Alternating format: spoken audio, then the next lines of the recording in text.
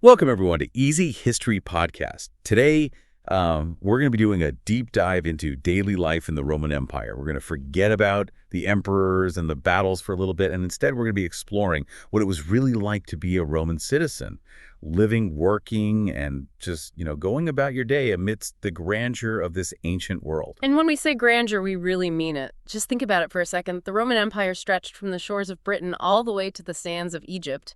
And that means daily life had to adapt to these incredibly diverse landscapes and cultures, all under the umbrella of Roman rule. Okay, so picture this. Yeah. You wake up in the Roman Empire. What does your day look like? I'm guessing it depends heavily on whether you're toasting with a silver goblet or drinking from a cracked clay cup. You hit the nail on the head. Let's start with those silver goblet people, the Roman elite.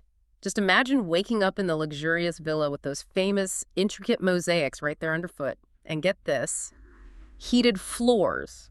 Oh, wait, heated floors. Okay, tell me more about that. Yeah, the Romans had this incredibly ingenious system called a hypocaust, which basically channeled hot air under the floors and through the walls. Talk about ancient luxury. Heated floors. Sign me up. But I'm guessing those weren't exactly standard in your average Roman apartment. What about the everyday folks, the backbone of the empire? What was life like for them? Yeah, for the average Roman citizen, life was definitely a bit more down to earth. It was centered around family and work. A lot of them lived in these modest multi-story apartments called insulae. Think of them as ancient apartment blocks. And these folks worked as bakers, potters, blacksmiths, all the trades you can imagine, and spent their days in those bustling Roman marketplaces selling their wares. Those marketplaces sound incredible. Were they anything like the farmers markets we have today, or a completely different vibe? Imagine sensory overload. The sights, the sounds, the smells would have been incredible. You would have fresh produce, spices from all across the empire, handcrafted goods. You would barter for your groceries using a system of coins based on bronze, silver, and gold. And get this, the whole marketplace would be regulated by Roman law. They were really sticklers for order, even in all that chaos of commerce. So order in the marketplace, hot air under the floors. It sounds like the Romans knew a thing or two about engineering and organization. But let's be honest, what really captures the imagination when we think about Rome is their entertainment. I mean, gladiators, chariots, lions, all happening in a stadium unlike any the world had ever seen. You're talking about the Colosseum, of course. This iconic arena could hold over 50,000 spectators, and they came to see it all. Gladiatorial combats, public executions, exotic animal hunts, even mock naval battles. Wait, hold on, mock naval battles? How on earth did they pull that off in the Colosseum? They literally flooded the arena. It's mind-boggling to think about the engineering required to make that happen, this complex system of channels and sluice gates that could transform the arena floor into a miniature lake. They even had specially trained sailors and ships for these spectacles. Talk about commitment to entertainment. It makes our modern-day halftime shows look pretty tame in comparison, right? All this talk of gladiators and flooded arenas definitely paints a picture of a culture that wasn't afraid of a little excitement, shall we say. But even Romans needed a break from the spectacle, right? What did they do to unwind? Well, for that we have to talk about the Roman baths. But trust me, this wasn't just a quick dip in the water. The Roman baths were a social institution, an experience designed for relaxation, conversation, and connecting with other Romans from all walks of life. Okay, I'm intrigued. So what would a trip to the Roman baths entail? Did you just show up in your toga and jump in? Not quite. There was a whole ritual to it. You'd start in the apoditerium or changing room, stow your belongings, and then get ready for this. You'd move through a series of rooms, each with a different temperature. First, the tepidarium, a warm room meant to get your blood flowing. Then the caldarium, a hot, steamy room for sweating out impurities. I'm getting the feeling the Romans were really into temperature control, huh? First heated floors, now these elaborate heated rooms. They definitely knew how to harness the power of heat. And let's not forget the frigidarium, a cold plunge pool for invigorating the senses. This wasn't just about hygiene, it was a whole sensory experience. So the Colosseum for a dose of adrenaline, the baths for some well-deserved R&R. Yeah. It sounds like the Romans had that work hard, play hard philosophy down pat. Exactly. But we've only scratched the surface of what daily life was like in the Roman Empire. There's so much more to uncover, from their dining customs and family structures to their beliefs and traditions. Well, I, for one, am ready to keep exploring. And I have a feeling you, our listeners, are right there with us. We'll be back after a short break to delve even deeper into the fascinating world of ancient Rome. Okay, so we've explored like the highs and lows of Roman entertainment, from the brutal spectacle of the Colosseum to the luxurious relaxation of the baths. But what about the rest of Roman life? What was it like to actually just be a Roman going about your day? Well, think about it this way. The Roman Empire was a melting pot of cultures and That's traditions, true. right? But there were some threads that kind of connected everyone. Family, for example, was absolutely central to Roman life. Family. Okay, yeah, I can see how that would be important in any society. But Yeah. what made Roman families unique? Think about the concept of the paterfamilias. He was the head of the household, usually the oldest male, and he had incredible authority over his entire family. Like, he even had legal control over his children. Whoa, that's a lot of power for one person. Mhm. So it sounds like Roman family's life was pretty traditional, pretty patriarchal. Definitely. But within that structure, there was also this really strong emphasis on duty loyalty and respect for ancestors. Hmm. Family meals, religious rituals, even the education of children, it all revolved around strengthening those family bonds. Education. That's something we haven't really touched on yet. What was school like for Roman kids? Did they have to wear tiny togas and learn Latin declensions? Well, maybe not tiny togas, but Latin was definitely a cornerstone of their education. For the wealthy, private tutors were the norm. They would teach the boys and sometimes girls subjects like rhetoric, literature, philosophy. Sounds intense. What about the kids who didn't come from wealthy families? Did they get a chance to learn? For the common folk, education was a bit more practical. Boys would often learn a trade from their fathers, while girls were typically taught domestic skills.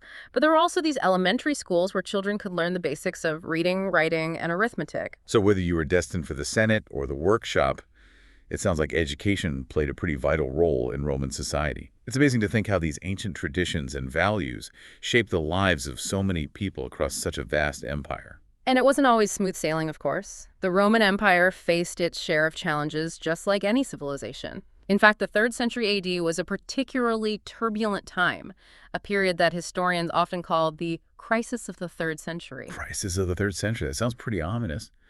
What happened during this period? Was it like one big catastrophe or series of unfortunate events? It was more like a perfect storm of internal and external pressures. Imagine constant warfare straining the empire's resources. You have economic instability causing widespread hardship, and then you even have these devastating plagues sweeping through the population. Wow, talk about a rough century. How did the Romans try to cope with all these crises? Did they manage to pull themselves out of it? They certainly tried. Some emperors focused on strengthening the military while others implemented economic reforms. Religion also played a role with emperors like Aurelian, promoting the cult of Sol Invictus, the unconquered sun, as a way to try to unify the empire. The unconquered sun. That sounds pretty powerful. Was this a new god they were introducing? Not entirely new, but Aurelian kind of elevated Sol Invictus to a prominent position, associating him with military victory and imperial power. It was a way to rally the people around a common symbol of strength and resilience. Makes sense. Yeah. You need someone to believe in when times are tough. But speaking of beliefs, the Roman Empire is also famous for the rise of a very different religion, Christianity. How did this new faith kind of emerge within a society that was so steeped in traditional Roman gods and goddesses? It's a fascinating story of how this small, seemingly insignificant sect from the Roman province of Judea grew to become a major force within the empire. Early Christians faced persecution, of course, because their refusal to worship the Roman gods was seen as a threat to the established order. So they were outsiders going against the grain of Roman society. What was it about Christianity that drew people in despite the risks? There were several factors at play. The message of Christianity, love, forgiveness, salvation. It resonated with people from all walks of life, especially the poor and the marginalized. And the faith's organized structure and its devoted followers that really helped it endure even in the face of all that persecution. It sounds like a classic underdog story. You have this small group of believers facing incredible odds, but ultimately transforming the world around them. But how did Christianity go from being this persecuted sect to the official religion of the Roman Empire? That just seems like such a massive shift. It was indeed a monumental transformation, and it didn't happen overnight. Emperor Constantine's conversion in 312 AD was a major turning point. His Edict of Milan granted religious tolerance throughout the empire, which paved the way for Christianity to flourish. So one emperor's conversion basically changed the course of history. It's pretty incredible. But did the Roman Empire just become Christian overnight? I'm guessing it was a bit more complicated than that. You're absolutely right. It was a gradual process. Pagan beliefs persisted for centuries, and even within Christianity, debates and divisions arose. But Constantine's successors continued to support the faith-building churches and eventually suppressing pagan practices. So the transition was more of a slow burn than like a sudden explosion. But by the end of the 4th century, AD Christianity was firmly established as the state religion. It's amazing to think how this once obscure faith reshaped the entire Roman Empire. It really is a testament to the power of ideas and the enduring legacy of the Roman world. But even with the rise of Christianity, there were still remnants of those classic Roman traditions woven into the fabric of daily life. Like those incredible Roman baths we talked about earlier, I'm dying to hear more about them.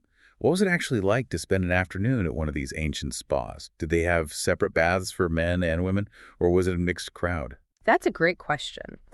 The customs actually varied over time and place. Sometimes there were separate facilities for men and women. Other times they had designated hours for each gender. And sometimes, yes, it was a mixed crowd. It makes you wonder about the social dynamics, doesn't it? It definitely adds a whole new dimension to the experience. So besides the baths, what other aspects of Roman life kind of reflected their social customs and values? Well, dining was another important social ritual. For the wealthy, elaborate dinner parties were a chance to showcase their status, enjoy fine food and wine, and engage in intellectual discussions. Oh, like a fancy dinner party with entertainment and philosophical debates? Precisely. Uh, They even had this designated room called the triclinium, specifically for dining. Guests would recline on couches while enjoying multiple courses, often accompanied by music, poetry readings, or even acrobatic performances. It sounds like the Romans had a real knack for turning even a meal into this lavish affair. What about the common folk? What did their dining customs look like? So we were talking about those like fancy dinner parties that the Roman elite would throw, all the reclining on couches and the multiple courses and the entertainment. It sounds like quite the scene. Yeah. But I'm picturing a very different scenario for your like average Roman family. What did their dining customs look like? Well, for one thing, they probably weren't lounging on couches, Right. but family meals were still super important. It was a time to connect and share stories and reinforce those really strong family bonds that the Romans were so well known for. I bet those meals smelled amazing too. Yeah. What kinds of foods would a typical Roman family enjoy? Was it all like togas and grapes, or was there more to it? Think more along the lines of hearty stews and fresh bread, olives, maybe some cheese, and let's not forget about garum. Gyro. Yeah, garum. It was a fermented fish sauce. Okay. That was a staple of Roman cuisine. Oh, wow. It was a bit of an acquired taste, I imagine, but the Romans loved it. Fermented fish sauce. Maybe I'll stick to the bread and cheese. But it's fascinating to think about how these like seemingly ordinary details, the food we eat, the way we gather with our families, can offer us such a vivid glimpse into the lives of people who lived centuries ago. Absolutely. It's those everyday experiences that really connect us, across time. And speaking of connections, let's talk about another aspect of Roman life that was so central to their culture: religion. Ah, yes, the Roman gods. We've touched on them a little bit, but I'm curious to learn more. We know that they were polytheistic, meaning they believed in many gods. But how did that belief system actually manifest in their daily lives? Just imagine a world where gods and goddesses were intertwined with every single aspect of life, from like the rising of the sun to the success of a harvest. They had a god for practically everything. Jupiter, the king of the gods, would watch over them from the heavens, while Mars, the god of war, would guide them in battle. It sounds like they really did have a god for every occasion. Did they have little shrines in their homes to honor all of these deities? Yeah, household shrines were very common. Families would offer prayers and small sacrifices to their patron deities, seeking their protection and favor. And of course, there were these grand temples throughout the city dedicated to specific gods and goddesses. Temples. Were they anything like the churches and cathedrals we see today? I'm picturing towering columns and marble statues, and maybe a few toga-clad priests. You're pretty much spot on. Roman temples were these really impressive structures that were designed to inspire awe and reverence. They often served as both places of worship and centers of civic life. They would host festivals and games and even political gatherings. Wow, it seems like the Romans had this real knack for incorporating their beliefs and traditions into like every aspect of their society, from their homes and families to their grand public spaces. It really paints a picture of a culture that was deeply connected to its past and its gods. And that connection to the past is something that continues to resonate with us even today. The Roman Empire, despite its eventual decline, left behind a legacy that shaped Western civilization in countless ways. From their laws and government to their architecture and engineering, the Romans left an indelible mark on the world. It's a great reminder that even the most powerful empires are built on the lives and experiences of everyday people. Their stories, their struggles, their triumphs, they all contribute to the grand tapestry of history. Well said. And with that, we've come to the end of our deep dive into daily life in the Roman Empire. Hopefully, you've gained a newfound appreciation for this remarkable civilization and the enduring legacy it left behind. It's been an incredible journey exploring the streets of ancient Rome, experiencing their customs and traditions, and uncovering the stories of the people who lived and worked and played amidst the grandeur of this ancient world. Thanks for joining us on this adventure. We'll be back next time with another fascinating deep dive into history. Until then, keep exploring and keep learning.